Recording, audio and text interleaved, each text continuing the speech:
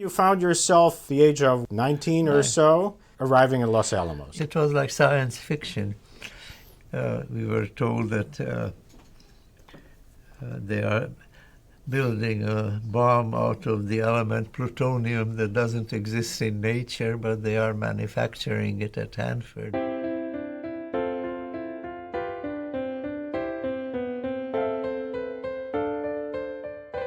I got involved in neutron transport, which is basic for atomic bombs. The most advanced thing I did was a criticality calculation for an ellipsoidal assembly. When we arrived, von Neumann came to call on me. He was very much interested. So he had met you already when you were in high school? Just as I arrived. Von Neumann had the most powerful brain of any person that I knew. Almost everyone who knew von Neumann had that impression. And von Neumann was interested in everything, not just mathematics. Did you have interaction with other famous Hungarian mathematicians around that time too? Paul Erdős was at the Institute for Advanced Study. I went down periodically to visit him. He gave me problems, he told me theorems. I learned a lot. In a paper that he published, there's a footnote saying, I owe the proof of this theorem to Peter Lax, and that entitles me to an Erdős number of 1.5. Still another theme is the zero dispersion limit of the Korteweg-de Vries equation. As the dispersive parameter, the coefficient of the third order term tends to zero, the solutions of the equation converge weakly but not strongly. And that means that the weak limit does not satisfy the limit equation, but something else. And we were able to figure out what that something else is. There was a period in the late 60s of great student unrest. The Cohen Institute's building, Warren Weaver Hall, was occupied by students. And do you remember that period? Very vividly. Well, the occupation was mainly of the computing center. I think $100,000 was demanded, or they would destroy the computers. And as soon as they left, I rushed out with colleagues. And we found that indeed there was a homemade bomb liquid, some kind of liquid fuel on the computer, and a burning homemade fuse. Fred Greenleaf and another colleague jumped in and stomped on the fuse, so we stopped the destruction of the computer. Afterwards, Anneli asked me, were you crazy to rush up there when you knew there was a bomb there? And I honestly answered, I was so angry I wasn't thinking. Could it be that subjects get declared exhausted and left behind when they're really not fully plumbed? I'm not worried that mathematics will become too superficial. Mathematicians have the deep-seated habit of wanting to get deeper and deeper into a subject.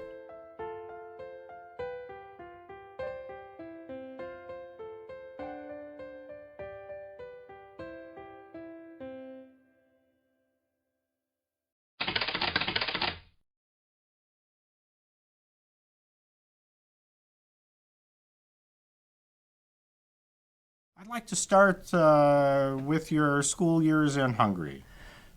You were already very interested in mathematics.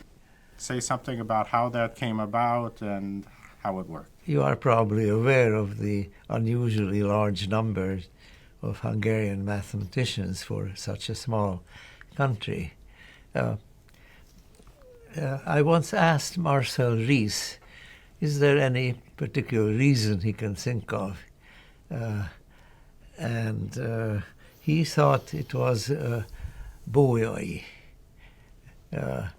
Bolyai was the founder of non-Euclidean geometry, a genius who was ignored in his own time, but was made a culture hero in Hungary. In fact, at the time of the when the Nobel Prizes were founded, there was in Hungary a Bolyai Prize. It was first awarded to Poincaré. Second winner was Hilbert. How did it happen that you got drawn into having special teachers in mathematics and contests and things? It was through my family. I have an uncle, Albert Korody, who, as an 18-year-old, won the Ötvös competition. That was a very prestigious prize, and he was a brilliant mathematician. He became an electrical engineer, and it is from him that I first learned about mathematics.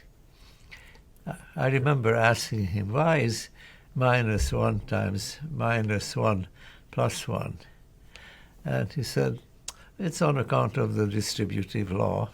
And then he explained to me how that works. Were there other people in your age group in Hungary that you knew who also became successful scientists? Let's see, there's John Atzel, I think pronounced Axel in America. There was a teacher who had a lot of influence on you. Was it Rosa Peter? Rosa Peter, that's right. That was a wonderful piece of good advice that my parents received, because she was a brilliant teacher and a fine mathematician. She was a logician. Mm-hmm. In fact, I worked in many branches of mathematics except logic. I learned a lot from him. We went through chapters of Rademacher and Toeplitz, the enjoyment of mathematics. Those are short chapters, not too technical and ideal for a person interested in mathematics but not having any knowledge of technical mathematics. It sounds like great reading even for kids now. Even for kids now. Yeah.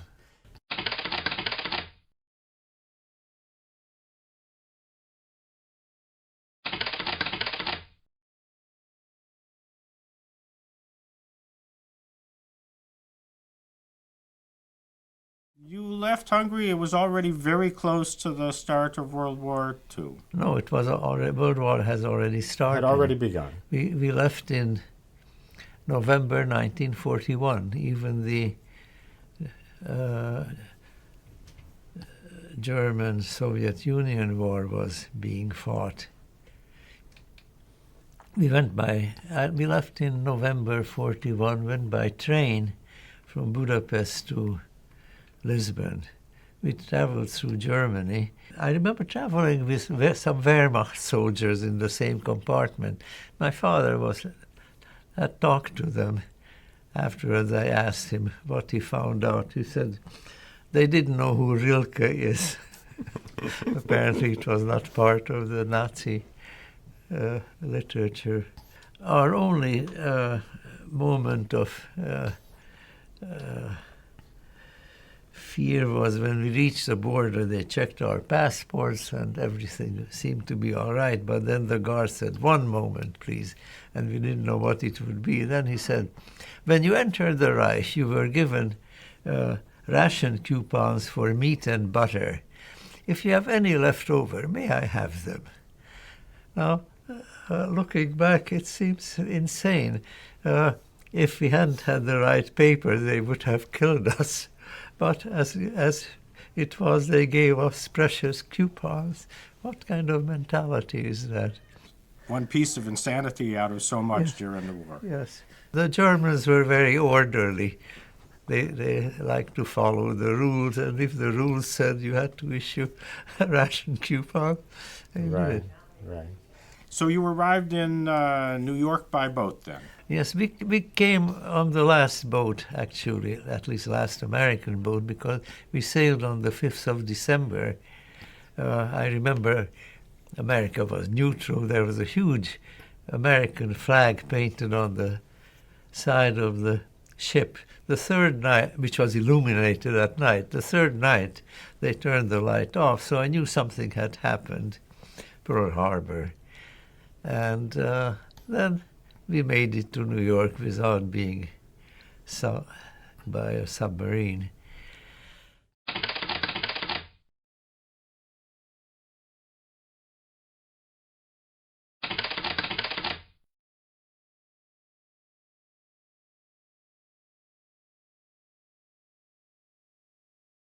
we boarded the ship as immigrants. When we arrived, we were enemy aliens because Hungarian government declared war on the U.S. So we were taken to Ellis Island. But in a few days they figured out we were not really enemies. I was 15 and a half at that time, and I already knew quite a bit of mathematics. So somehow inserting yourself in the American educational system was non-trivial, and I know you spent a year at Stuyvesant, but you also found your way to talk with Richard Courant. That's right. Now, that happened this way. When I came to America, my mentors in Hungary, Rose Peter and also Dennis Koenig, wrote to Hungarian mathematicians in America, for Neumann, Szegő, Otto Szász, that this young man is coming and that they should look after me. And they have been indeed very kind to me. My father consulted Szegő. They were old friends. Mrs. Szegő and my mother were cousins, where I should study. And Szegő said, Courant is wonderful with young people. And that was the best advice that I got. And I went fairly soon after arrival to be interviewed by Courant. Courant was quite excited to see me, but as he pointed out, I had to finish high school. But 1 year did it. But in the meanwhile, my parents and Courant became good friends, and in fact, after my father, who was a physician, got his license to practice, he became Courant's doctor. So there was this close family relationship.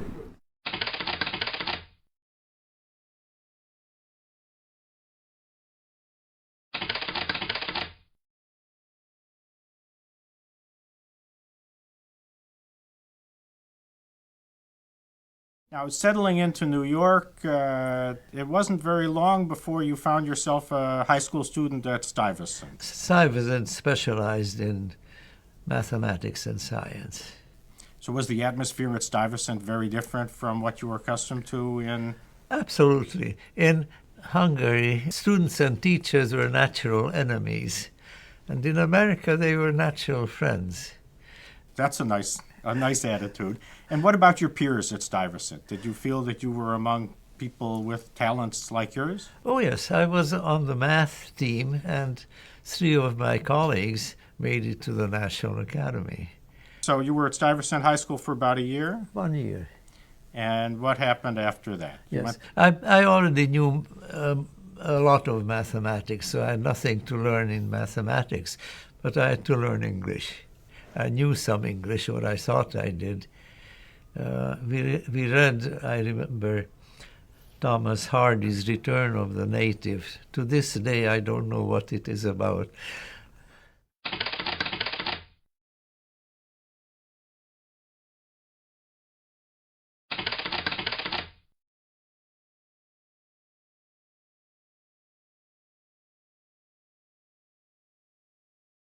So you did finish high school, and then what?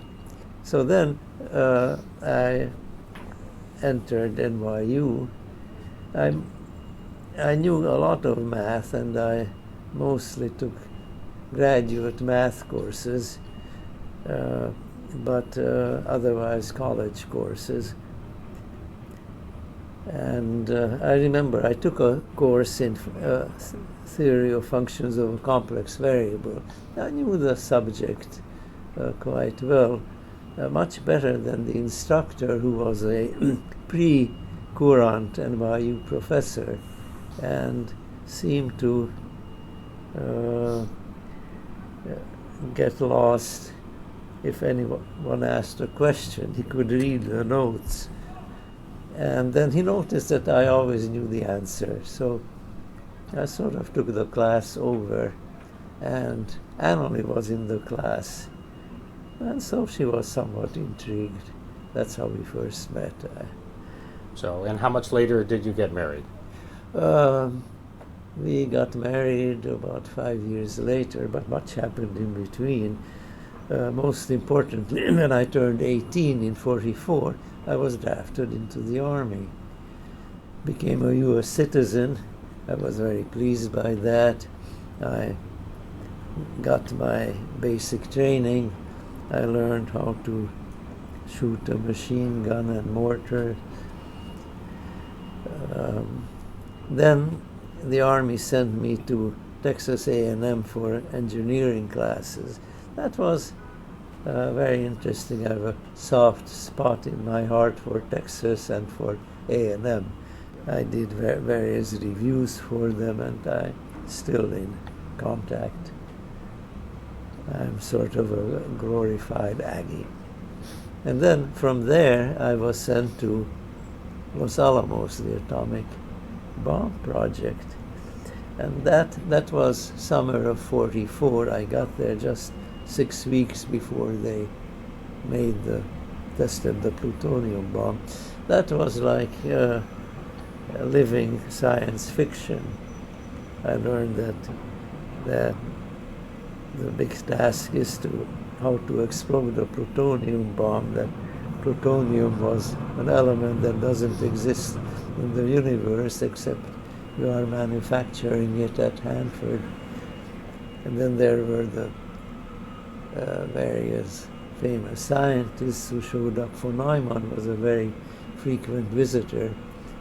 He played a very important role in the project. General Groves, who was the overall boss, said that whenever an important decision had to be made, he consulted 5 people, and von Neumann was one of them.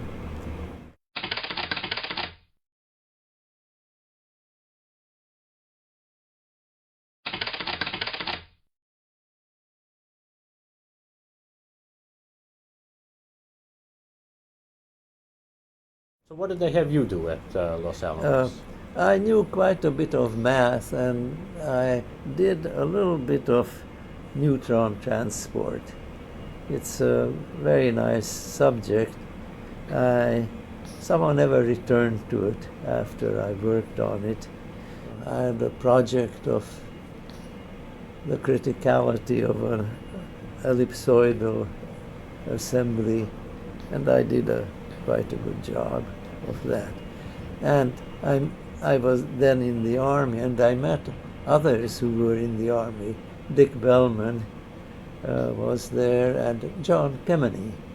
He became a very important mathematician. And eventually president of Dartmouth, wasn't he? Eventually president of Dartmouth. He was one of the brightest people I knew. He did a lot for computing, for instance, the basic language. He also became a citizen while in the Army at Los Alamos, and he wrote to his parents that how happy he is to do that before the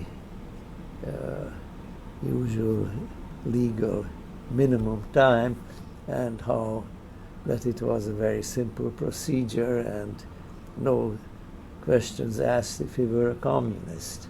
Now, all letters were censored. We mailed letters unsealed, and they had a Hungarian censor, probably Edward Teller's wife, and they picked this up.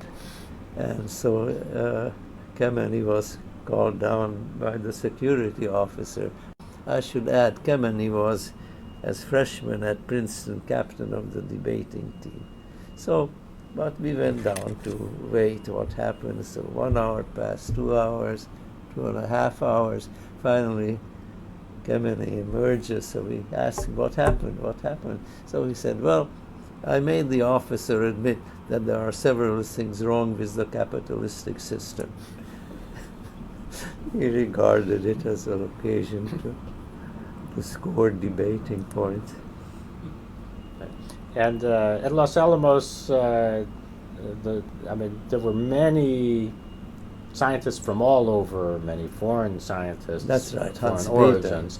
Hans Bethe, Was English a widely spoken language, or did everybody speak to everybody in their own language? I think the common language was broken English, or at least accented English.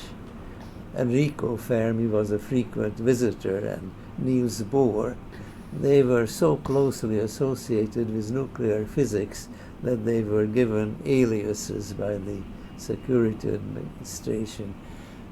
Fermi became Henry Farmer, and Niels Bohr Nicholas Baker.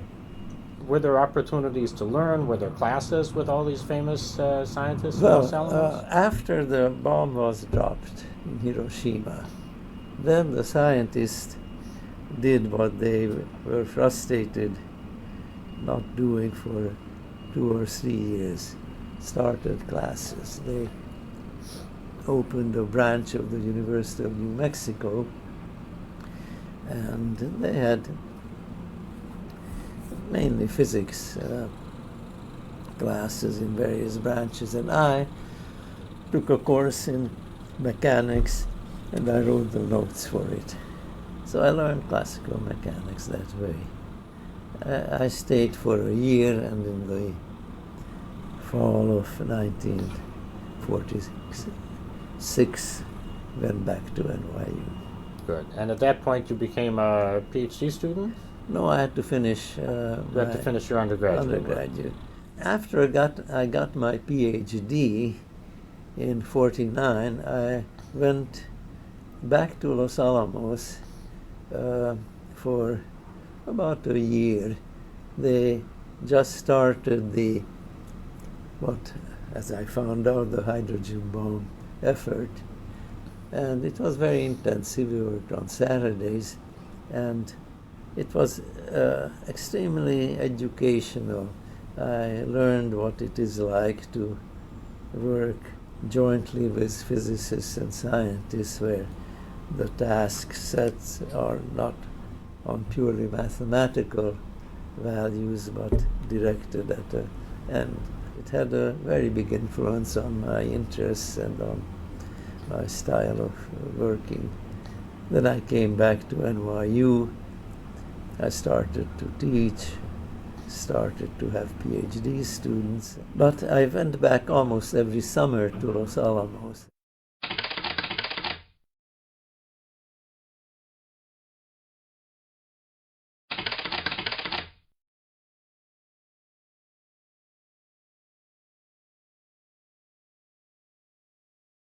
After Stuyvesant, in your terms of education, you went to NYU? My father had a very good friend, mathematician, Gábor Szegő. In fact, Mrs. Szegő and my mother were cousins, so they were good friends. And when we came to New York, my father wrote to Szegő, asked him, where should I study?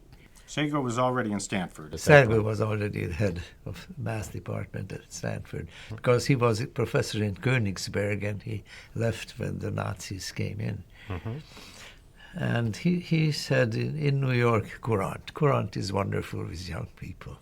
And that was good advice. That was the best advice I had.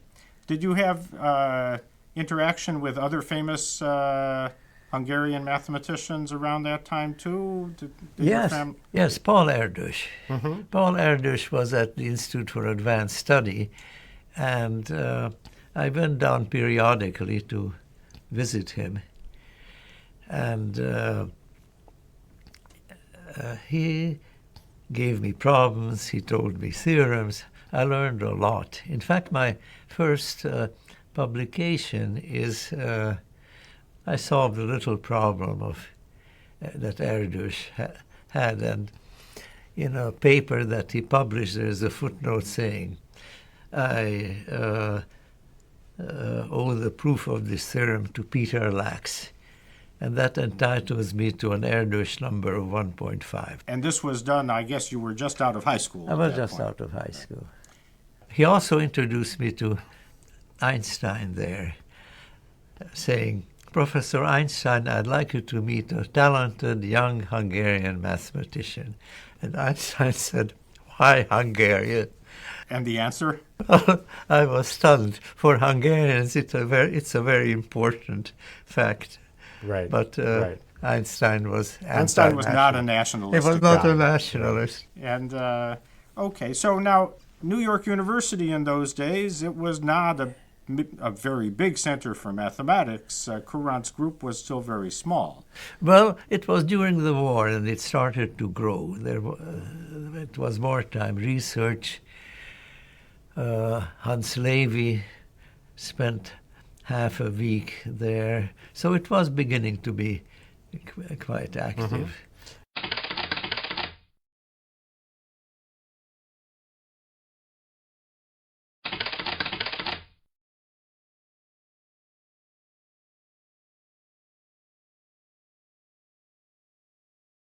So I never really had an undergraduate experience. I lived at home, and I had credits in bits and pieces from NYU, from University of New Mexico, from Stanford. I spent 2 summers at Stanford, and I learned a lot. But Peter, if the undergraduate experience is about becoming independent, you had a fair share of that. I know, I meant the social experience. Yes, right. When you moved from being an undergraduate to a graduate student, I guess you must have quickly chosen an advisor. Well, that's right. I got my undergraduate degree in 47 and my PhD in 49. My dissertation was not much of a thing, actually. The most interesting thing in it was the Cauchy-Kovalevsky theorem. You remember that, if I may for a moment talk mathematics, the convergence of the foremost solution is proved not by estimating directly the generated series, but by the method of majorance. So I was wondering, why not do it by estimating convergence? And I had the modestly good idea to use as norm for power series whose nth coefficient died down like 1 over n squared, and use as norm the smallest constant such that the given power series is less than c times the sum z to the n over n squared. Then if you square a power series, you can estimate its norm. It was a modest, but modestly original contribution. So this must have been your idea to do That was this my project. idea.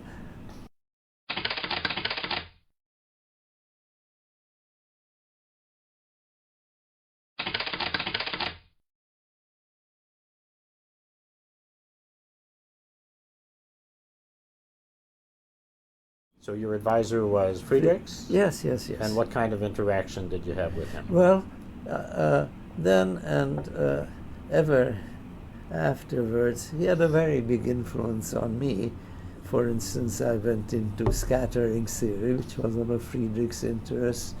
I studied shock waves, was another one of Friedrichs' influence. But I should say that Friedrichs had big influence on all the leading graduate students in my class.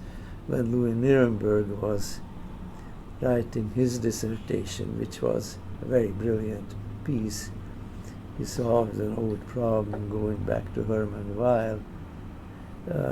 I think Friedrichs gave him very good advice. Kathleen Morawitz based her famous discovery of non-standard multipliers on something that Friedrichs had suggested. Joe Keller, Harold Grad, very deeply influenced by Friedrichs. I think that Martin Kaskul became interested in asymptotics through Friedrichs. So Friedrichs had a tremendous influence. So he somehow set the mathematical tone. Yes, that's a good way to put it. And of course, the group that you just described, you were let's see, you and Louis Nirenberg were students more or less together. That's right. That's right. Kathleen was a little later. A little later. That's right. And Grad and Keller a little earlier. It must have been incredible to look around at your fellow students. Did this seem like strong competition? Well, it was more cooperation than competition. That's was great. a remarkable thing. And it's something, that tradition, it goes back to Courant. And it's still, that tradition still holds at the Courant Institute.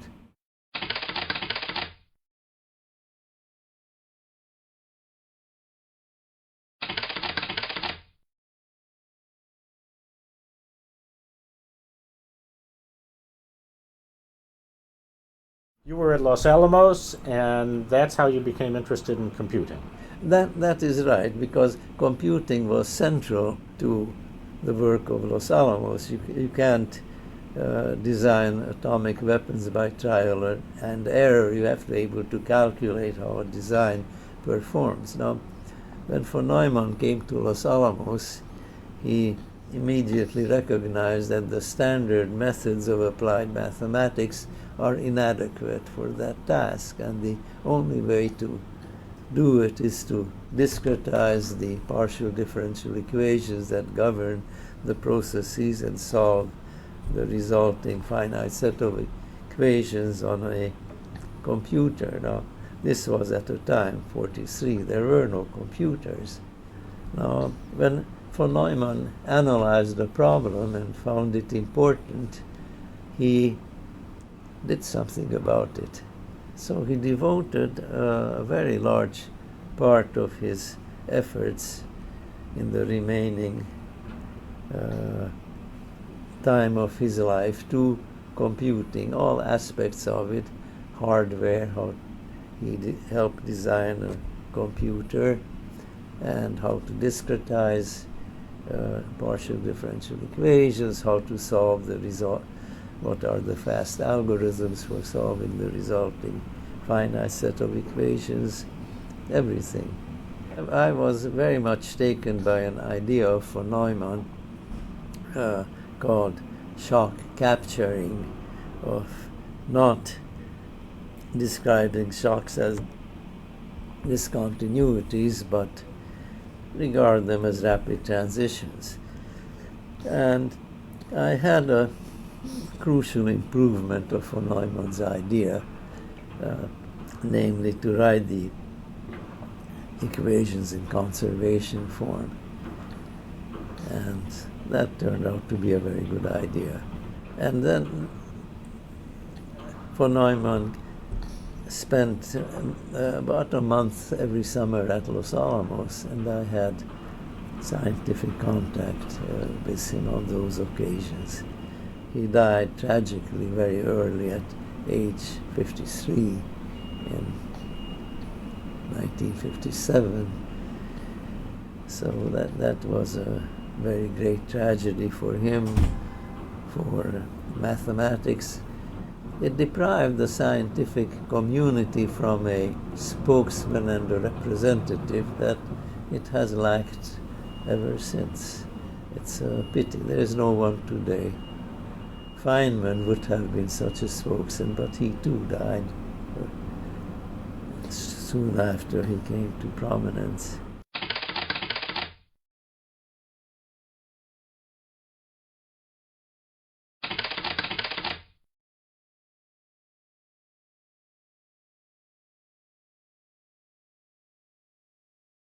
Von Neumann was the first who understood that we should have programmable computers, Exactly, right? yes. That was around 1949. You were at Los Alamos. What kind of computers were there? The first modern computers really came only in 50-51, because von Neumann had started at the Institute for Advanced Study development of hardware. And that was matched at a number of other places, including Los Alamos. The machine was sometimes called the Johnniac.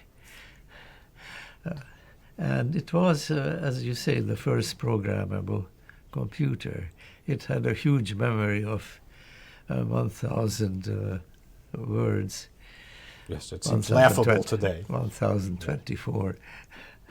Now, at Los Alamos, you were there for about a year in About a year, 1949. yeah. Did it have other influences on your scientific worldview? I guess it made me appreciate the importance of applied mathematics.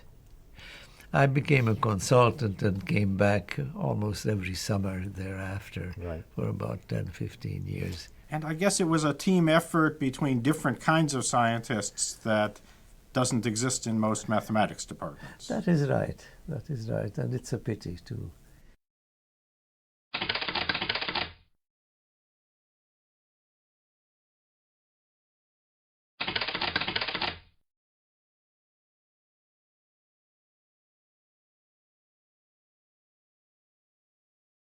I'd like to jump forward to the time you were on the National Science Board Yes. and your role in highlighting the importance of high-performance computing, which is something I'm sure if von Neumann had been alive then, he would have done himself. Exactly. The Science Board is the policy-making arm of the National Science Foundation, which is a quasi-independent organization, except it gets its money by appropriation from Congress. And you were a member in the early 1980s, I think. That's right, 80 to 86. It was a wonderful job. The other members represented mostly distinguished scientists, so the gossip that I heard at coffee time, I learned the latest scientific news before one usually learns. They were interesting people. I loved it. And I learned what it means to make science policy. And I did contribute by pushing for computing. I had first-hand experience of the importance of computing. Now, starting in the 50s, the government, and especially the Atomic Energy Commission, which was the precursor of the Department of Energy, and the Department of Energy realized that how much scientific talent is at universities, much more than government labs or industrial labs, and therefore it was very important that they have access to the latest computers. Now, this policy was abandoned in the late 70s. I remember Paul Garabedian, who was at that time in charge of scientific computing at Courant, was particularly adamant about the importance for university scientists to have access to the latest computers. And so I found myself in a position to write a report. Many reports are written, but this one had an immediate consequence.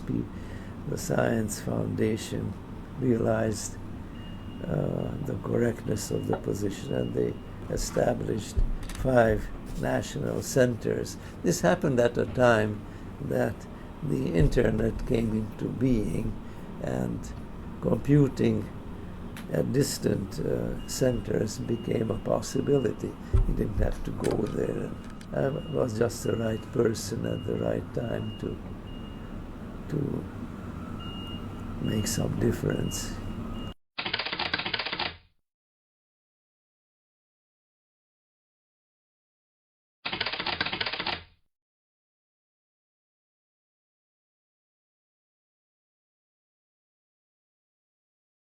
This was the early days of the ARPANET, Early days of the predecessor of the Internet. Yes. And so academic scientists did not have to be physically present in That's order right. to compute, but they still had to have access. Yes. Right.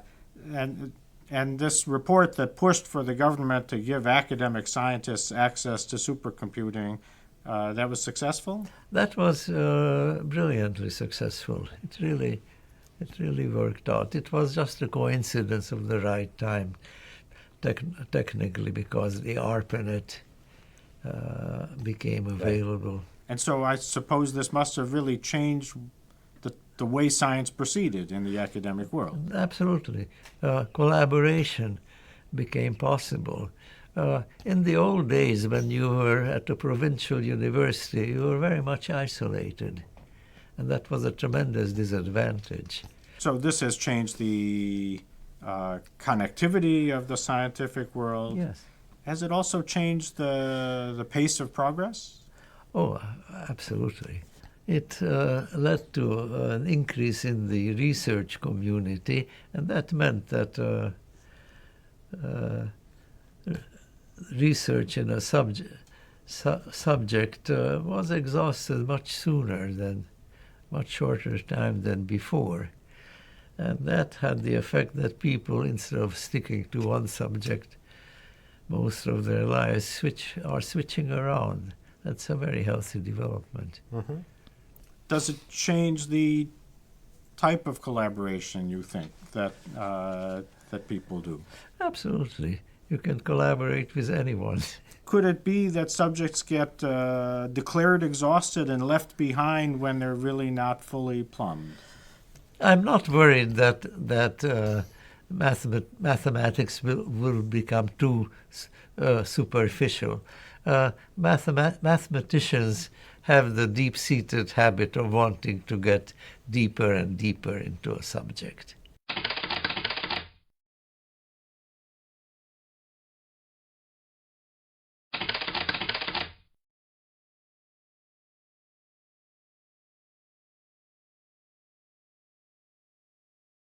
Now, you and Anneli had gotten married before you went to Los Alamos, I think. That is right. That is right. So it's no surprise, maybe, that after a while you decided to go back to New York. Correct. Right. Although Anneli came with me, and we had a baby. You had your first child there. Yes. Okay. Johnny was born 1950, so it must have been when I was a consultant. Maybe, yeah. Okay.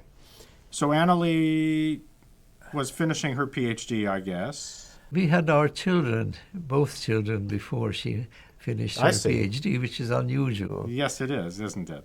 And so this must have kept both of you busy. Yes, that's right. She was a student of Courant, and Courant gave her a beautiful problem. It was a theorem of Levi, that is E. Levi, the Italian Levi, who proved that a certain condition was sufficient for solving ordinary differential equations, and Anneli proved that it was necessary as well. Mm-hmm. Her career as a mathematician was especially focused on education, on books at the level of talented students. This is something that I guess started a little later, but must have been an interest of hers from the start. There were two great things that happened for mathematics. One was the atomic bomb, and the second was Sputnik. After Sputnik, which was in 1957, the United States suddenly realized that they were behind the Soviet Union in certain technical ways. And so there was a very intense effort, which included a very intense development in mathematics, including the founding of the, I forget the name of the mathematics group, which had several functions. One was to improve education. They developed... this was the SMSG group. The SMSG, school They designed the mathematics. curricula I studied in high school. Yes. Some math, some garbage, like my teachers used to call it. That is right. It's the project got too much into the hands of pure mathematicians. At that time, applied mathematicians were an outside group. This somehow generated also an interest in education that Anneli That's came. right. The SMSG had two projects. One was the textbooks that were written, and the other were the monographs. And Anneli was in charge of the monographs. Do you remember some of the early ones that she brought into being? I think David Niven had one. David Was that Niven early? had one. Mark Katz had one. Was she the one who went out looking for people to write? She had a very wide acquaintance among mathematicians, and she could they could suggest people. But these are famous research mathematicians, very active. It must have been difficult to convince them to do that kind of book. True, but they were good expositors, and there was a certain attraction, and there was a feeling of a national need. I think they responded to that. Right. Now, Anneli was a very careful editor, and sometimes she took as much as half a year or even a year to edit a book, because research mathematicians were not used to writing for this kind of audience, high school students. So it needed a lot of editing. In one case, she inserted a whole new chapter. It was a book by two authors, and each thought the other had written it. Well, obviously she knew somehow how to manage the books and the authors. Yes. So the series that she was associated with it's called the New Mathematical Library. Yes. And it was renamed in Anneli's honor, I think. That's right. The Anneli Lax New Mathematical Library. Yes. And it's still published, still in print, right? Still in print. Through the MAA.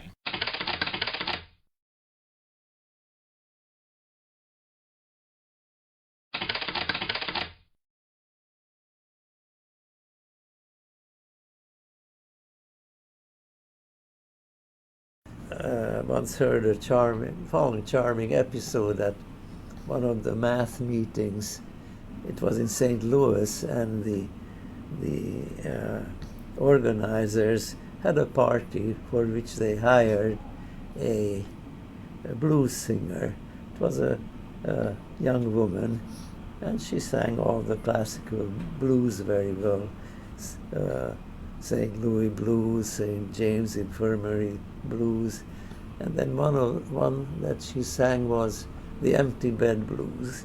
And she said, "Now, you mathematicians must realize an empty bed is a bed with one person in it." She must have been through the new math set theory education. Right, I guess so.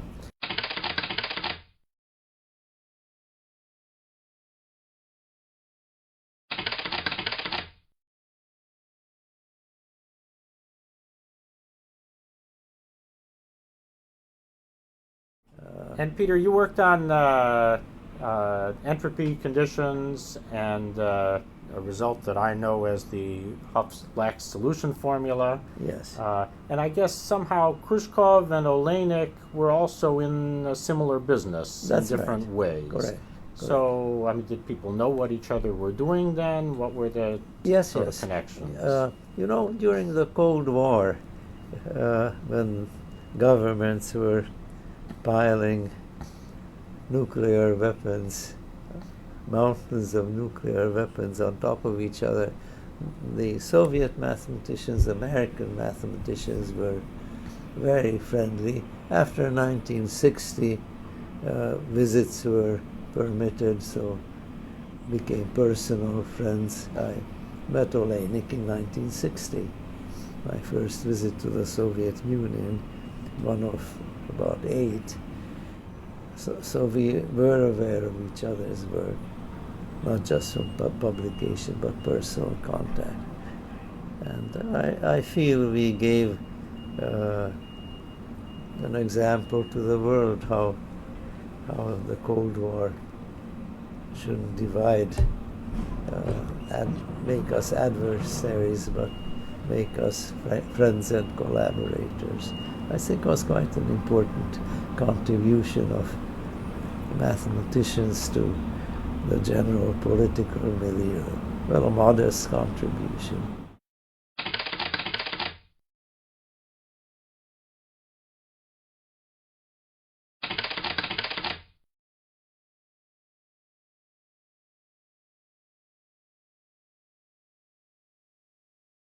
Every graduate student in mathematics learns probably in their first year about the Lax-Milgram lemma.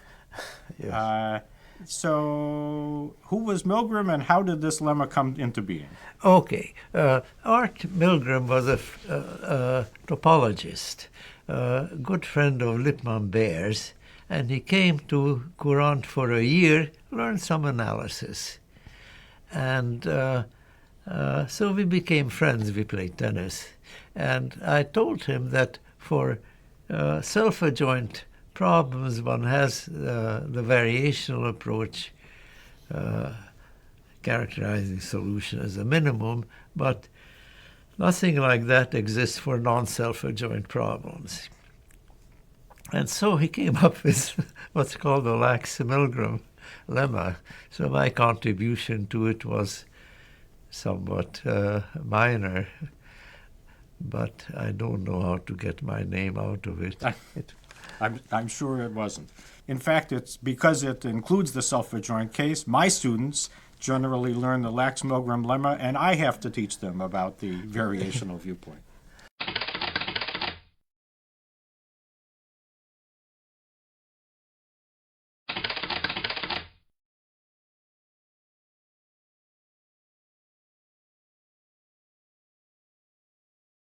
Another theme in your early career was first-order hyperbolic systems and propagation of singularities. Yes. How did you get involved in that? Well, the equations of fluid dynamics are first-order systems. So you were drawn into this by the general interest in fluid dynamics and shock waves and that's right. things like that at Courant. That's right. You had collaborators in this area, right? Yes, yes. Who were you working with? I had many students who worked in the area. I was interested in the matrix theoretical problems that came up. First-order systems or high-order single equations. It wasn't quite clear if they were equivalent. And it seemed to, I had a conjecture that for one time and two space variables, they were equivalent. Mm-hmm. And that turned out to be, was proved 30, 40 years later to be true. But if you have more space variables, first-order systems are more special. But they were always of interest to me. Mm-hmm. I loved matrices. And some of this work was related to what became eventually the theory of Fourier integral operators, I guess. That's right. The propagation of singularities employed. How does it feel to see something that you began become such an enterprise? Oh, I was glad that it was of more general use than just this special problem. Yeah. Let's talk a little bit about your work on numerical methods for hyperbolic equations. The idea of shocks and thinking about discontinuous solutions was already well established, I guess, when you were working. Is that right? What wasn't made as clear as could have been is that we are talking about weak solutions. Mm-hmm. It was implicit rather than explicit. So much of your work was about numerical schemes and their convergence. Yes. And was this were there previously work by less sophisticated mathematical people that got wrong solutions or non-convergent schemes? I don't think so. But there is the most subtle point about shock waves is the entropy condition. And certain numerical schemes automatically give the solution that is the entropy satisfying.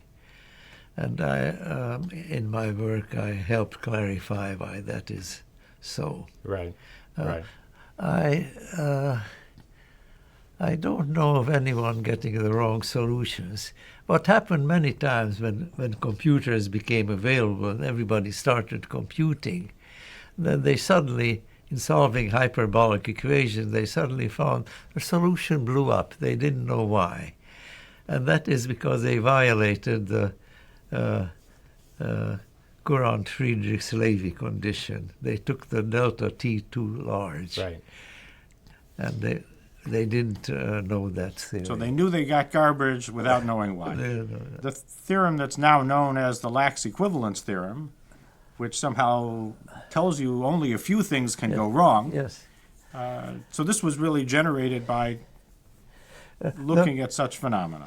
Well, the reason I formulated it as an equivalence condition is because at Los Alamos I heard someone lecture on numerical methods, and he said, if you use an unstable method, if you could use infinite accuracy in the arithmetic operation, it would converge, but it's the round-off errors that make it blow up.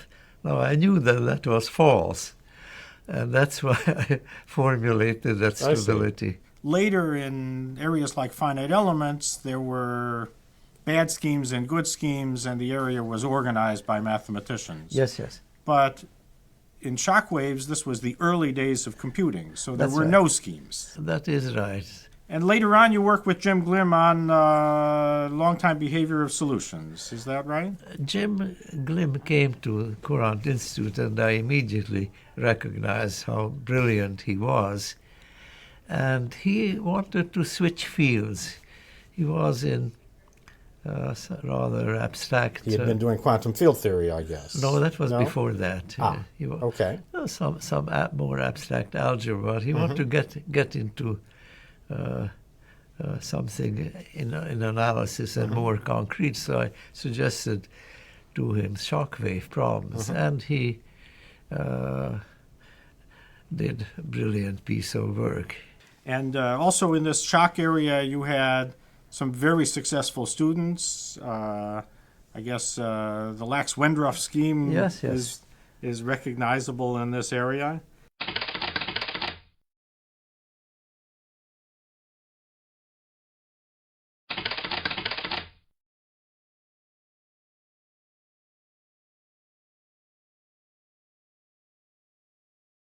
A topic we haven't touched on yet is your long, fruitful collaboration with Ralph Phillips. Yes, Can you say something about how that started? Yes, I remember very clearly. I was a frequent visitor to Stanford during the summer, and one summer Ralph Phillips said, I've become recently interested in scattering theory. Would you like to work with me on the subject? I said yes. And it turned out to be very fruitful. Our interests meshed. This was before we had email, so we telephoned each other and we used snail mail. I spent many summers at Stanford. So, and it lasted almost 30 years. Ralph Phillips was a brilliant mathematician, very original, very hardworking. He thought I was not diligent enough. So your style was different. Yes, I always deferred to him. But he was a child of the Depression. Perhaps those people were particularly diligent. I thought I did all right.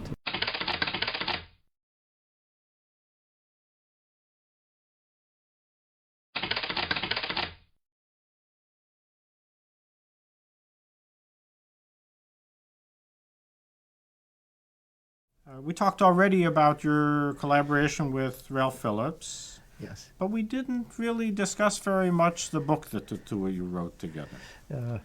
And what was the point of that book? We felt that to publish it in articles would somehow not convey the unity of the work, and that the book form was better. Unfortunately, we wrote the book as we were doing the research, and that's not the right way to write a book. So our book is not as readable as it could be, although I should leave that judgment to others. So much of the content of that book had not previously been published as articles. That is right. And so this was a book on scattering theory? That was a book on scattering theory, and we had a second book. Fadeev and Pavlov in Russia saw a beautiful way of applying the scattering theory that Ralph and I developed to problems in automorphic functions. It was a very unusual application, and we liked it so much that we did some further work on it, and we wrote a book on it. Many mathematicians have never written any books at all. You've written these books with Ralph Phillips that were like extended articles, more or less. Yes. You've written textbooks, even at the calculus level. How do you manage to find the energy to do so much writing? Now that I'm revising the calculus book and planning for the continuation of it, I wonder myself. Returning to the book with Ralph Phillips, are you happy with the book? Were you, and was he happy with the book? No, we are not quite happy with the book, but maybe one is never happy with a book. Later on, I wrote a book on hyperbolic partial differential equations, and there's a chapter on our work in scattering theory, and that is a little bit better because it was written not in the heat of creating the material. Mm-hmm. Right. Okay. In fact, I recommend that book if you want to learn about hyperbolic equations. I should read that book. Yeah.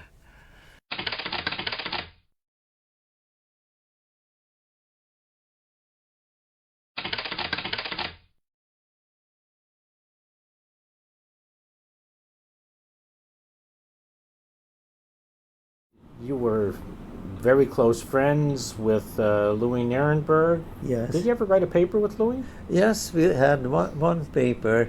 We talked to each other about many things, but somehow only one joint publication, which is a very interesting a priori estimate, unusually sophisticated, that in particular for difference operator, that is crucial for proving the stability of some schemes, including Lax-Milgram scheme. It's a very tricky estimate. You knew you needed the estimate. I Yes. guess Louis is super when it comes to estimates. Yes. Right?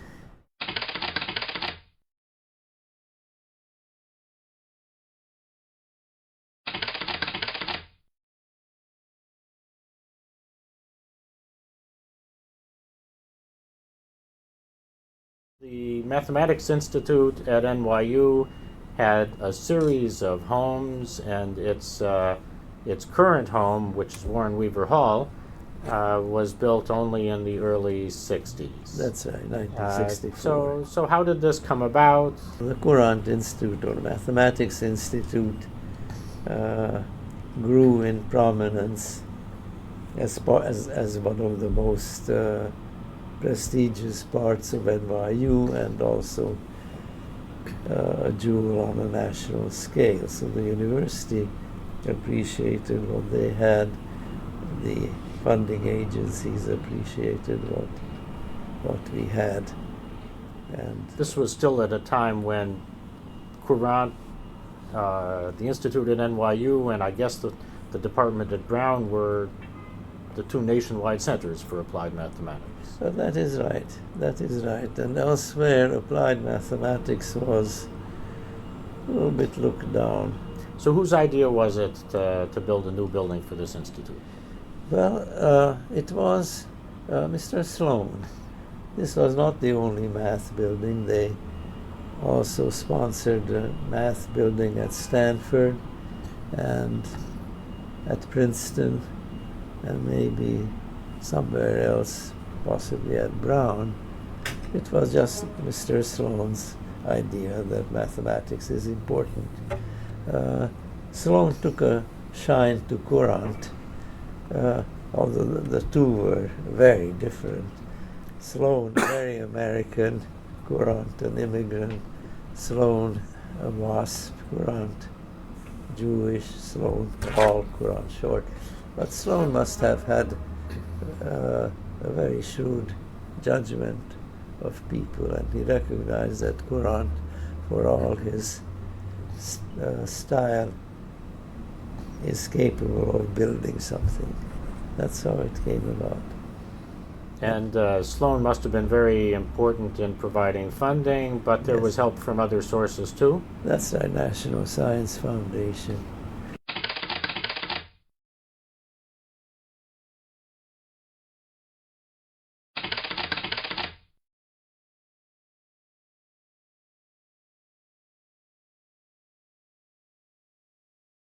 Let's talk about the period when Richard Courant was connected with many activities in Washington, and not too long after that, around the early 60s, the Courant Institute built a new building, which it still resides in, which is called Warren Weaver Hall. Yes.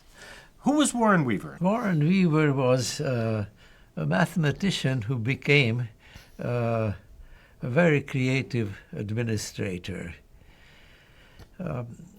He was on an important committee during the war in Washington. I forget the name of it.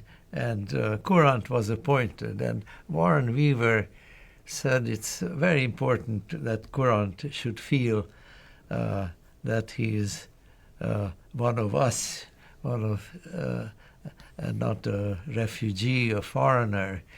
And therefore, he decided to, when he welcomed Courant, he said, "Come in, Richard." Now, there are very few people who called Courant Richard, and they were all members of that committee. Everybody else called him Professor Courant. Or Courant. If Or you were Courant. intimate, you could call him Courant. But only his wife called him Richard, Right. Okay. and members of this committee. Somehow Richard Courant had a talent for making contacts in Washington, not only through this committee. That is right, because he was very forward-looking, very positive. And he had a certain entrepreneurial talent, too. I mean, he knew how to talk, I think. Yes, yes. Yeah. Although it's very strange. When he talked, he mumbled. But somehow through this mumble, people understood that he was a man who had a great deal to say. Now, do you remember whose idea it was to name the building Warren Weaver Hall? Oh, definitely. It was Mr. Sloan himself. Right. Because Warren Weaver was later on chairman of the Sloan Foundation. And in fact, I think significant funding for the building came through the Sloan Foundation. That is absolutely right. And so this was recognition of that. Yes. And when did the Institute become the Courant Institute? I think it was after Courant retired, of course, which was in 58. Yes. So Jim Stoker was the director Stoker after took that, over, I think. yes. Yeah. And this must have been a little bit before it moved into that new building. That's absolutely right. Right. Were you involved in the design or arrangements for the new building? No, I was not. Kathleen Morovitz was, because her sister, Pegeen, was an architect. I see. And Okay. so she had an interest in architecture. Very good. Well, it was a very successful building, Yes. and the Institute is still firmly housed in this building.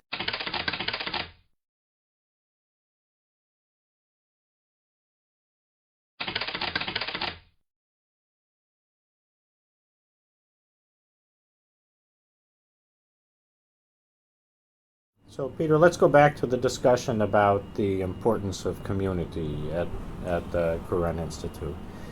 Were you ever tempted to leave? No, I never was, and mainly for two reasons. One was that until the late 60s or 70s, applied mathematics was not very highly valued at other universities. Today the story is quite different. The second reason was I was very close to my parents, and they lived in New York, and then to my children who also settled down in New York. There was a period in the late 60s, early 70s when New York University as an institution went through severe financial difficulties, and the applied math group that Joe Keller ran at the Heights campus did more or less all dissipate, with many people going to other places. But here at Washington Square, the community that formed stayed in place. How is that possible? I became director of the Courant Institute in 1972, just the year that the School of Engineering was dissolved. So I had to deal with it directly. And I remember I asked explicitly the administration, should I seek a new home of the Courant Institute, say at Columbia, or is NYU interested in holding on and supporting the Courant Institute? And I was told, yes, they want to. So, and that more or less was the case. We had to absorb a lot of people from the Heights, but we did it. And somehow the working relationships between you and Louis and Peter and other leaders here, this must have been a very important piece of glue as well. That's right, it was. It was. And would you say that that kind of cooperative community is common amongst mathematics departments? No, I don't think so. Of course, as you say, I've never been at other math departments, so my judgment of it is just by casual observation. But for instance, mathematicians at Courant spend a lot of time at the institute. At other institutions, they come in to teach their classes. But here people come in almost every day, go to the lounge, gossip. Often write papers together, of They course. write papers together. Have you shared students with other people sometimes? I had a joint student with Louis Nirenberg once.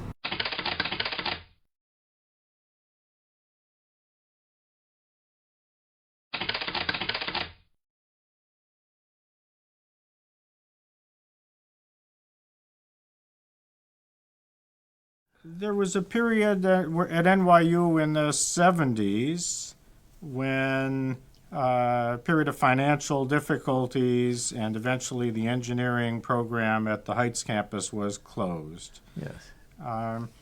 And somehow the mathematics community at the Courant Institute remained intact through all of this. Well, we were able to expand the program on Washington Square. The faculty at the Heights came down. It wasn't that large a faculty. Joe Keller was in head of it, and to have him downtown was a great plus. And somehow people, you and Kathleen Morwitz and Louis Nirenberg, Harold Grad, the core faculty at Washington Square really remained intact as a community. Absolutely. For a few years we couldn't make new appointments because we had to absorb the faculty at the Heights, but we recovered. Were there people who came through at that point that you would have liked to appoint and somehow weren't able to? I became director at the time when this took place, and the two appointments that I wanted to make, I was able to make. Sylvan Capel and Charlie Peskin. Charlie Peskin. Right. Yes. That was great. So This was a great success of yours as director, I think. exactly. As you look back at your years as director, do you have any other recollections? Well, I remember I gave my successor the advice, if you ever have to make a decision to neglect the directorship or your own work, neglect the directorship. It was half in jest.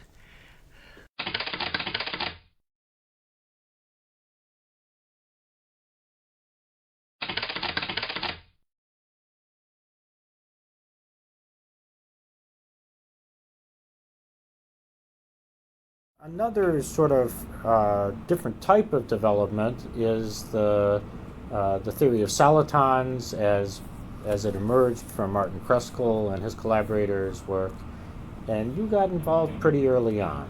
That is correct. You knew about the numerical work even before it was published, I guess? That is right. I knew Kruskal personally, and I learned his famous discovery with Zabasky of the interaction of solitary waves. You may remember that when von Neumann became interested in computing, he realized it was not only of great importance for designing nuclear weapons, but many other big engineering problems. But being von Neumann, he realized computing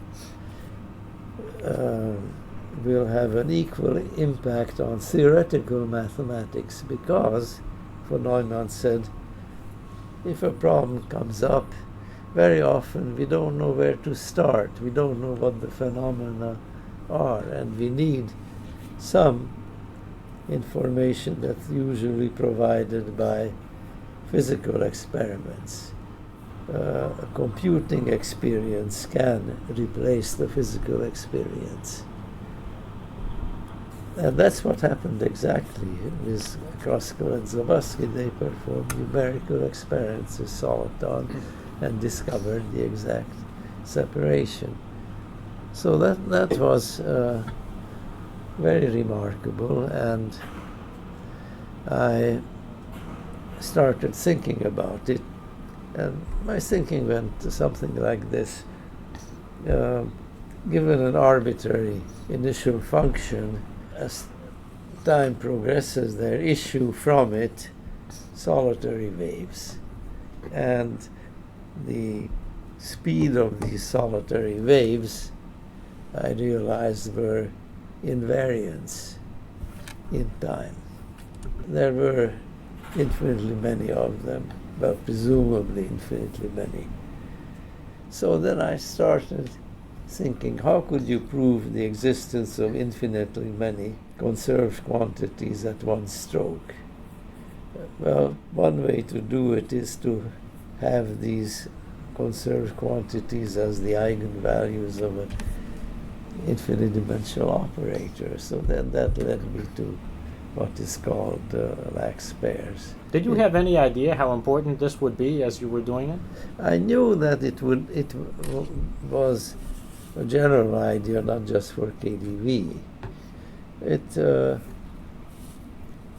I was a little bit surprised at how many applications it would have. And some years later, you came back to KDV to study the zero dispersion limit. That is right. And would you say a little bit about what was that question and why you thought it was important? Well,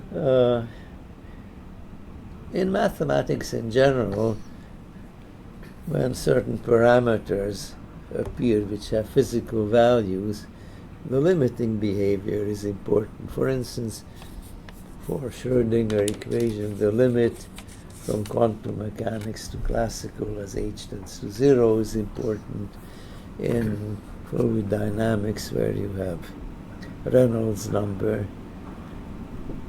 which is the reciprocal of a small number, the limit as Reynolds number tends to infinity is important. So I thought likewise this might be important, or at least interesting, and it was.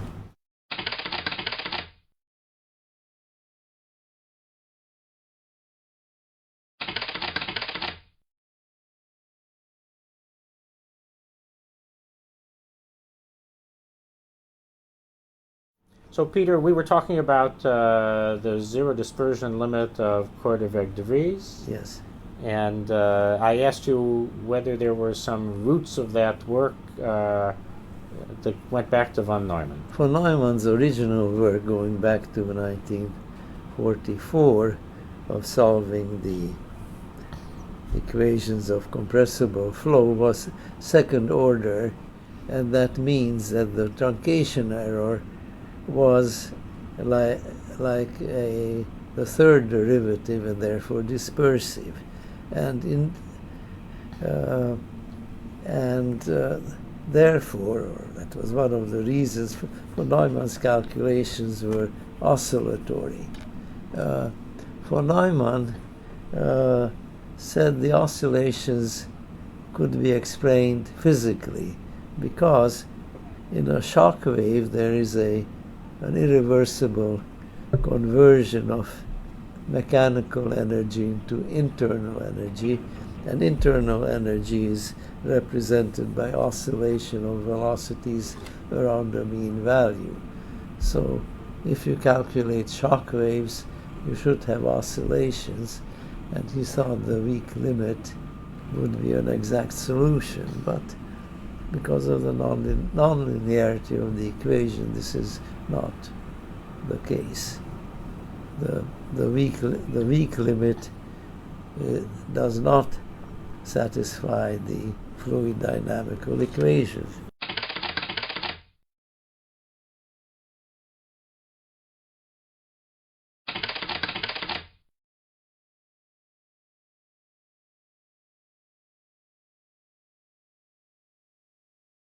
People sometimes draw rather sharp lines between applied mathematics and pure mathematics. I don't see any sharp lines. I'm not aware of putting on my applied head or my pure mathematical head when I switch from one to the other. It's a continuous whole. Do you think that one can do damage to the mathematical enterprise by trying to separate them? Yes, I do. There's a very nice definition of applied mathematics by Joe Keller. He said, pure mathematics is a branch of applied mathematics. And that points out that if you look at the development and the history of mathematics, everything came from applications. Certain things were abstracted and became pure.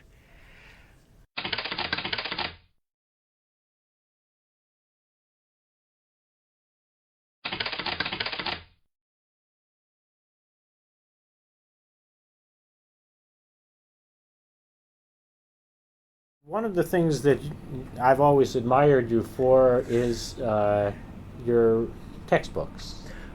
And your linear algebra book, which is really very different, and your functional analysis book, again, very different from the others one finds out there. Can you say a little bit about how they developed and what's different about them?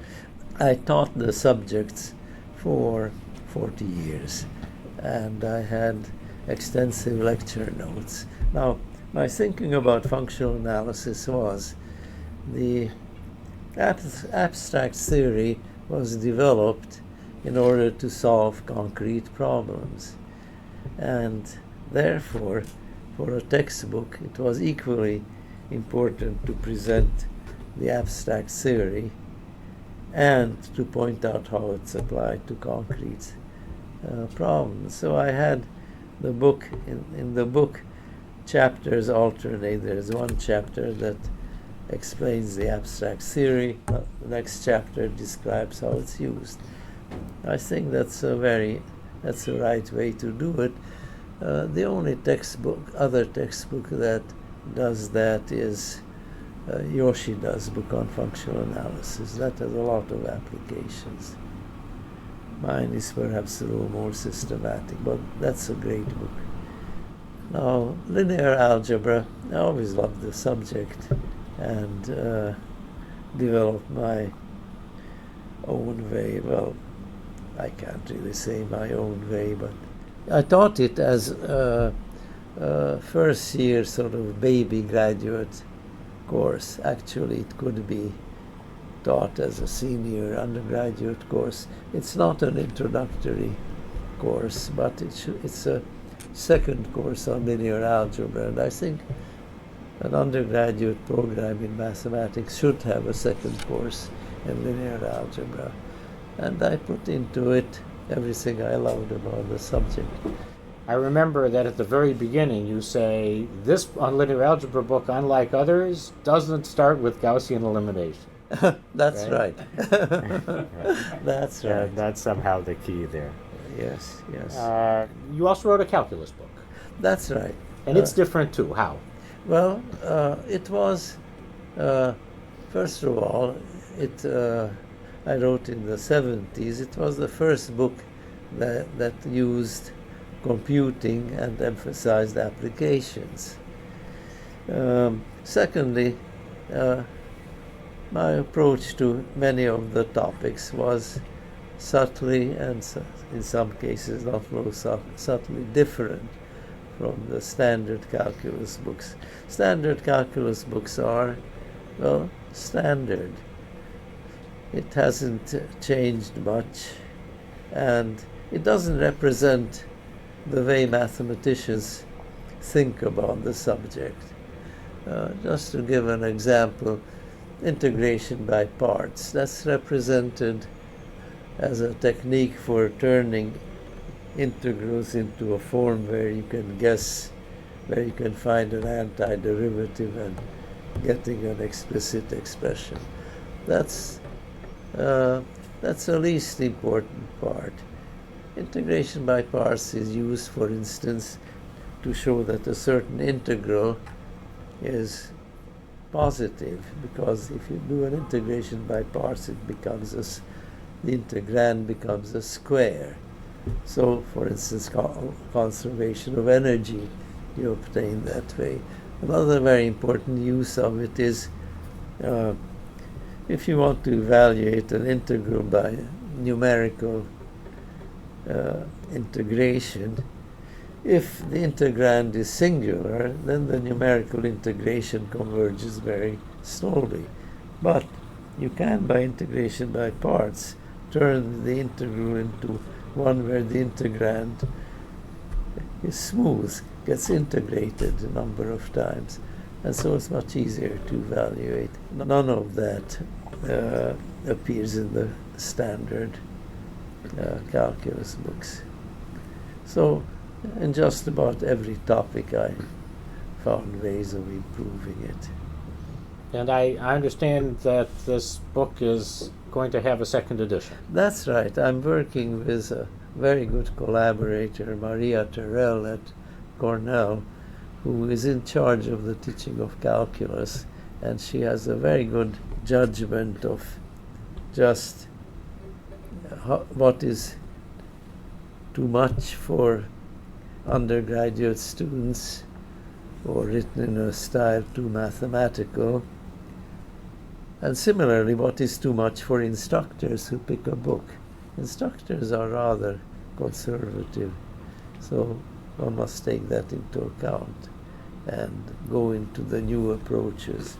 For instance, the notion of uniform continuity. That's a much more natural notion, the continuity at every point. And it's a simpler concept. Continuity at every point has one more quantifier in the definition. Each quantifier makes the definition that much harder to understand. But uniform continuity is a more natural concept. Uniform convergence of a sequence of functions regarded as very advanced concept. It isn't. You can see when a function converges to a limit, gets closer and closer at every point, eventually you can barely distinguish. I don't see why it's such an advanced concept. Maybe with with computation that can easily be done in the classroom or at home, the book is finally, times have caught up with your book. Of course, other books also use a lot of computing. I think ours was by far the first.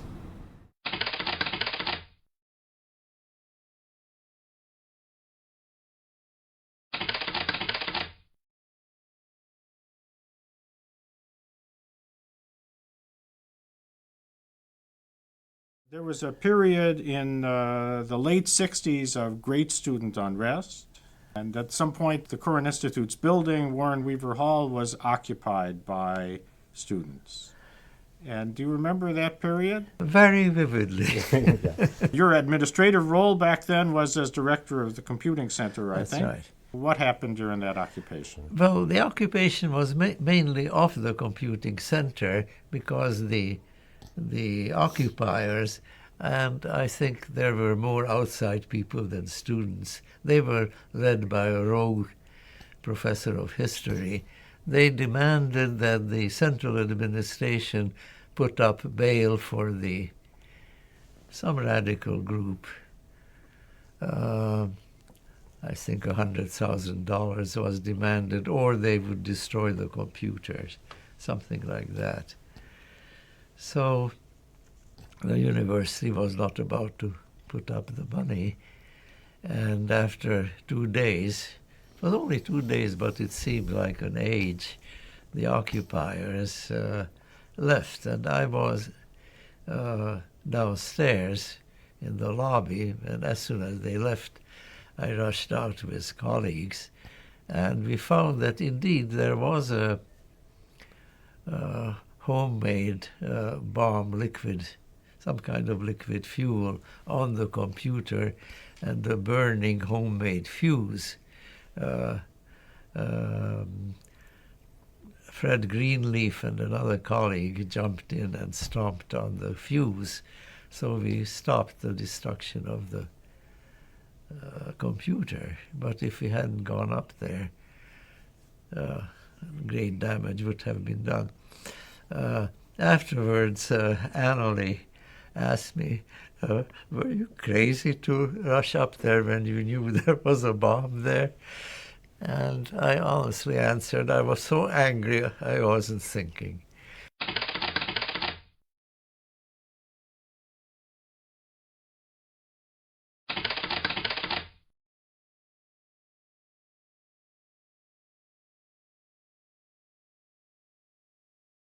Throughout many years, you've had a place that you spent summers at in the Adirondacks at Loon Lake. That's right. And you have had neighbors over the years there who were also mathematicians? That is correct. In fact, it was Jürgen Moser who first built a house there.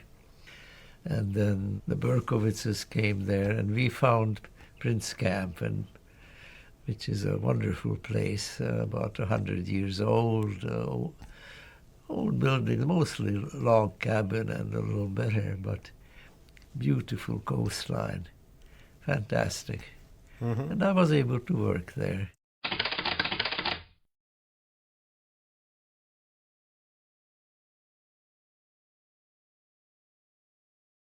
How are things different now compared to decades ago for a mathematician?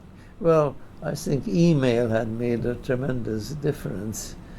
You can be in instant touch with your colleagues. You can pose a question, you can receive an answer, you can give an answer, you can gain access to papers, you can gain access to information. Google knows everything. The access to information, it's an information revolution. And now in the old days, when people didn't use tech to type their papers themselves, the process of completing an article and turning it into type was a filter. Right. Now papers go through many versions. Maybe they're half-baked when they're first posted. Yes. You think that's good or bad? Or well, it should produce much better written papers. I'll leave it to posterity to verify that this improvement in the quality of papers actually took place. Maybe the biggest change was on the quantity of papers and on the forms in which they are disseminated. That's a revolution that's still going on. What will happen to books? What will happen to newspapers? Will they disappear? I hope not. It could be that all newspapers except the New York Times will Maybe. go. That would be a sad day. That would be a sad day. And has the relationship between pure mathematics and applied mathematics changed over the years? I think so. One thing that made applied mathematics ugly was that in applied work it's extremely important to give answers to the people who pose the question in the first place, and that means doing numerical work. In the old days, in order to do numerical work, you had to truncate, simplify, cripple the problem. It was a very ugly process. Today, you can tackle the whole problem as it is. Well, not in every case. In meteorology, the numerical complications are enormous and you cannot resolve it. But in many other problems, for instance, calculating flow around an aircraft, you can do an honest calculation. You don't have to cripple yourself. And that makes a big difference.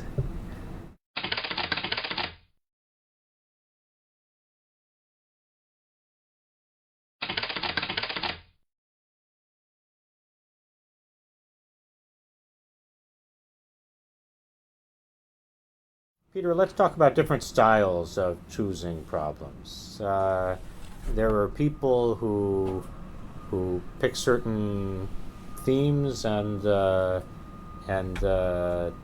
explore them over long periods of time. Well, you've done that, but your special talent seems partly to be choosing problems, not somehow taking a problem that was already out there from somebody else. And so can you tell us a little bit about that? My interest led me in that direction. That's not saying much by way of explanation, but I don't think one can explain how a mathematician works. It's that's how his mind is geared. I don't know, maybe I must have had models. Maybe Friedrichs had worked that way. Let me tell a story about Friedrichs. He was nominated and received a National Medal of Science, and when he was nominated, I was asked to coordinate getting the information, like recommendations. So since I admired Friedrichs so much, I was very glad to do it. First thing was to get the endorsement of the Math Society. So I asked the Math Society, said, oh yes, we have a whole committee consisting of former medalists, and the chair right now is Paul Cohen. Oh, good, he's an old friend of mine. So I went to Paul Cohen and said I would like an endorsement of Friedrichs. So he said, well, what difficult problem has Friedrichs solved? So I said, well, you can describe his work that way, but the ideas he introduced were extremely influential. The Friedrichs extension, the description of self-adjoint operators, it had a very big influence. Well, Paul wasn't buying it, so I knew how to get around him, get the endorsement, and in due time, Friedrichs got the medal. In general, the committee that gave these medals, when a mathematician was nominated, the description meant nothing to the rest of the committee members. But in Friedrichs' case, they even understood. So there was no difficulty. And so when Friedrichs got it, I went to congratulate him, and he said, you know, I never solved a difficult problem. Somehow captures the fact that progress in mathematics doesn't come only from solving difficult That's problems. right. And Paul Cohen, you remember, solved an enormously difficult problem. Right. That's a different type of yes. progress. And right. but it showed the dangers of doing mathematics in that style.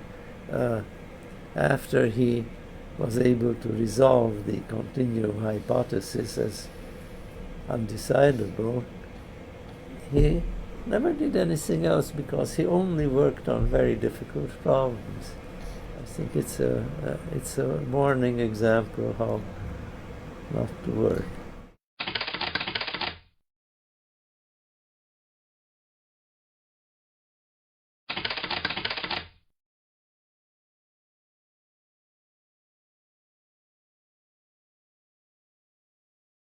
You won several very important prizes, the Wolf Prize in 1987, National Medal of Science in 1986, and the Abel Prize in 2005, or just a few.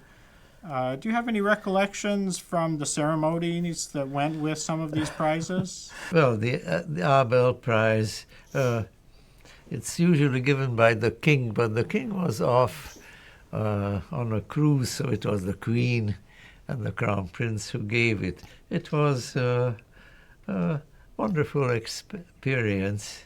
Did you give an address of some kind? Yes. I started by saying Norway is a small country, but it's a giant in mathematics. That's more or less true. So what's the impact on science that there exist prizes like this? I think it's good. I think it's very beneficial. It encourages people who win it, and I don't think it discourages people who don't win the prize. Mathematics is so obscure otherwise, it needs some public occasion.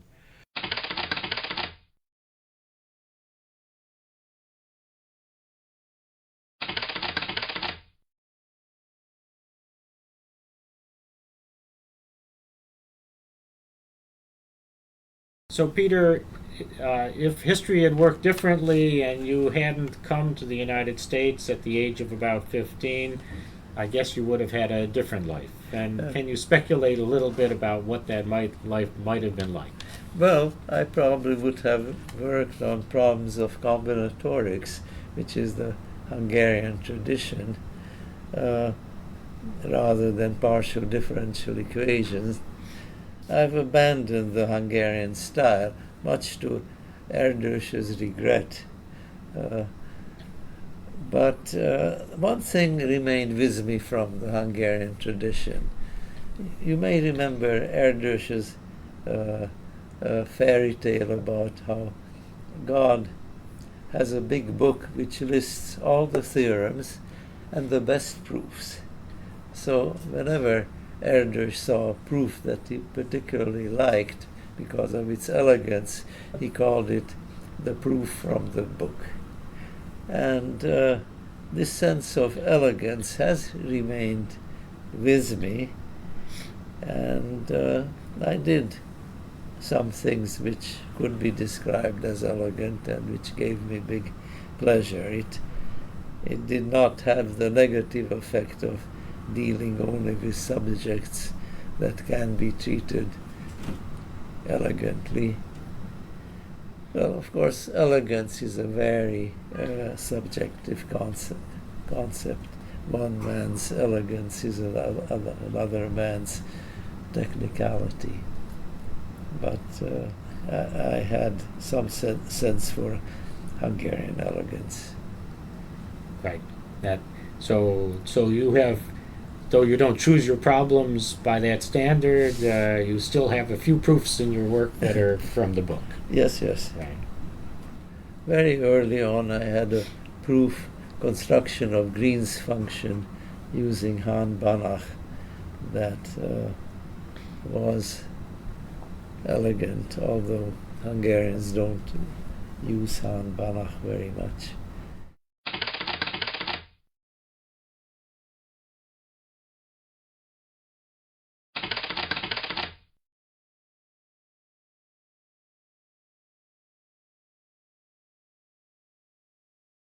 We talked about your very early years in high school in Hungary and how you got involved in mathematics.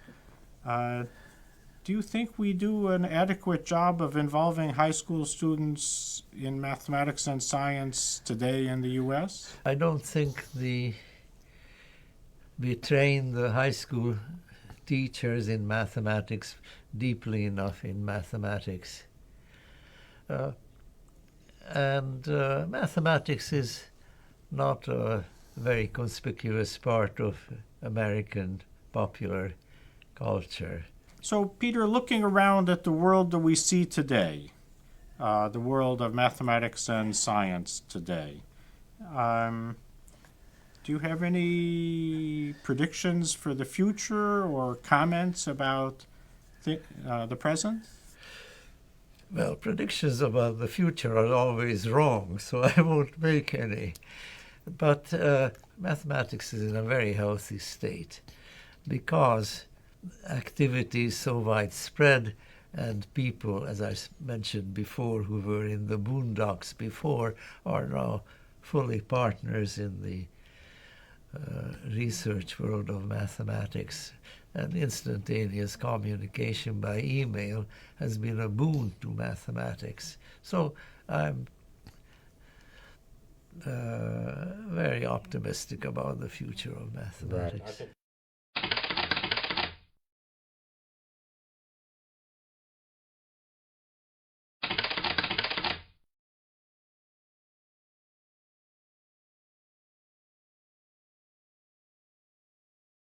Can we go back and talk a little bit about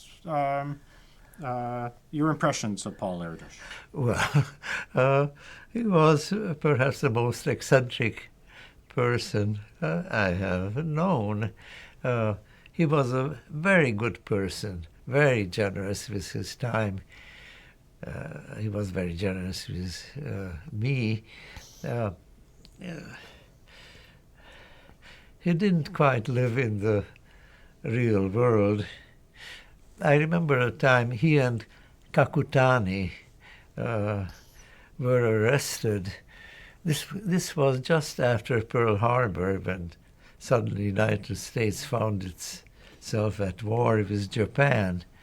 Kakutani was a very distinguished Japanese mathematician then visiting the United States. His daughter is a book reviewer for the New York Times. And he and Erdős went for a walk. They didn't realize that they were in a restricted territory by the Coast Guard and were duly arrested. And so Erdős was sternly asked, "What were you doing in this restricted area?" And Erdős said, "We were trying to prove a theorem." Eventually they were recognized as eccentrics and released. Kakutani was then returned to Japan in exchange for the American ambassador, I think. And passage in the Pacific was very dangerous. There were mines and submarines. And during this passage, Kakutani thought of a wonderful theorem. So he wrote it out on a piece of paper, put it in a bottle, and threw it into the sea. That shows the values of mathematicians. Right. The bottle was never found, but Kakutani safely made it. Did you have continued contact with Paul Erdős later on? Not very much mathematically, only socially, because his interest in mathematics diverged from mine. I think he even had somewhere a remark recorded about how I went off in strange direction of something called partial differential equations. And what was his taste in mathematics? How would you characterize that? Combinatorics, I would say, in a very general sense, and number theory. He was a wonderful mathematician. How did it come about that he had so tremendously many collaborations? Well, he had no permanent abode. He traveled constantly, and he loved to discuss mathematics. And the collaboration grew out of these discussions. And he was very generous with his time and his efforts. I think he had a total of 1,500 published papers, of which 500 are joint works. It's an unmatched record. I mean, it's a style that probably will never be repeated, but quite exceptional and in its own way very high impact. Not everyone approved Erdős's style of working. For Neumann in particular was critical, and that's why Erdős was not made a permanent member at the Institute for Advanced Study. For Neumann thought Erdős was too easily distracted in problems that were not as important as others he might work on. In retrospect, with the perspective of time, would you say that Erdős was too easily distracted or not? I think it's such a wonderful body of work. I wouldn't criticize anything. And somehow time, things like random graphs and their importance in theoretical computer science have proved once again that work done for no purpose has sometimes great ramifications. Absolutely. The random graph was work Erdős did with Rényi, who was an outstanding mathematician who had a very broad view of mathematics.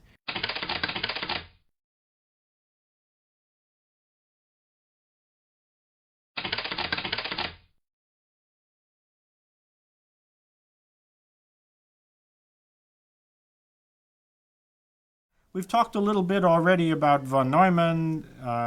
You mentioned that already when you arrived as a high school student in New York, your mentors from Hungary alerted von Neumann, and then you must have had much more contact with him later when you were at Los Alamos and as you became a very successful expert in partial differential equations. Do you have some comments about von Neumann's style? Let me say that von Neumann had the most powerful brain of any person that I knew, and that's not only my judgment. Almost everyone who knew von Neumann had that impression. And von Neumann was interested in everything, not just mathematics. He was interested in history, he was interested in politics. In terms of personal relationships, would you describe him as a warm person? He was addicted to his work. So I wouldn't describe him as a warm person. He was, when you talked with him, if you were saying things that were not of great interest to him, you could feel his mind starting to work on something else. But it was work was a compulsion with him. But your interaction with him somehow, was there a scientific component to it? Yes, he was interested in my work on shock waves. He was interested in shock waves.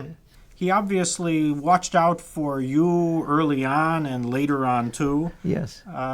Was this something that he did for other people as well? I think he was helpful to a number of people. Maybe that I was Hungarian helped. Maybe. Right. Von Neumann died at a relatively young age. Yes, he did. Somehow the impact that he had scientifically is so great that one almost forgets this. Yes, that was a tremendous tragedy. He died in his early 50s. If you had to put a finger on just one of his many accomplishments as being tremendously important, what comes to mind? I would say his work on computing and scientific, the technical aspects of computing and aspects of scientific computing. But, of course, other people would say von Neumann algebras were And the two were so different. The two were so tremendously different, but it was the same person who did both.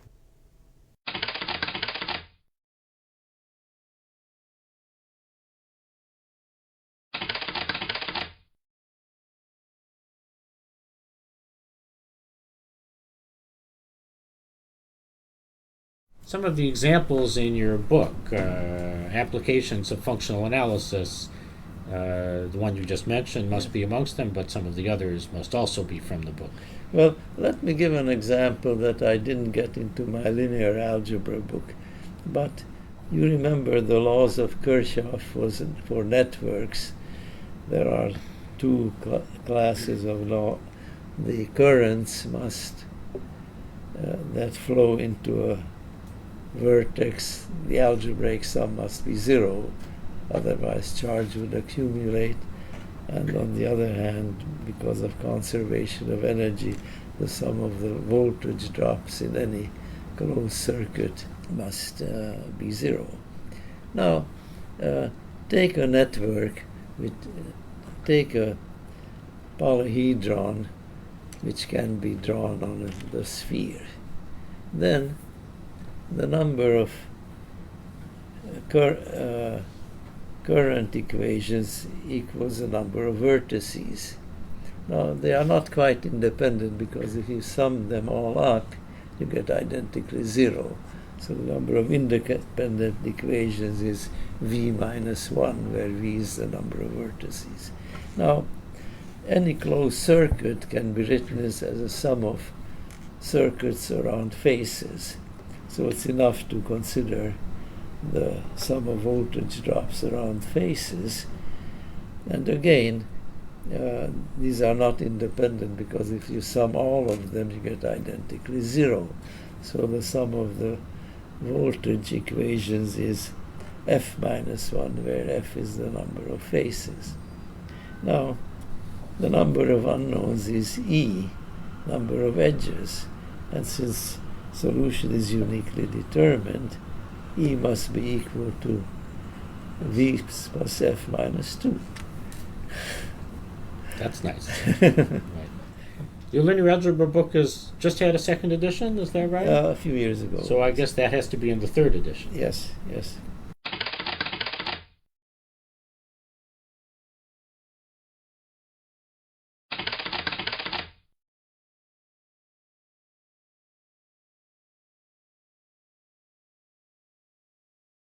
Peter, are there any other topics that you'd like to mention? I had very many friends and students in mathematics. I have been happy in the mathematical community. And I wish to use this occasion to express my gratitude to it.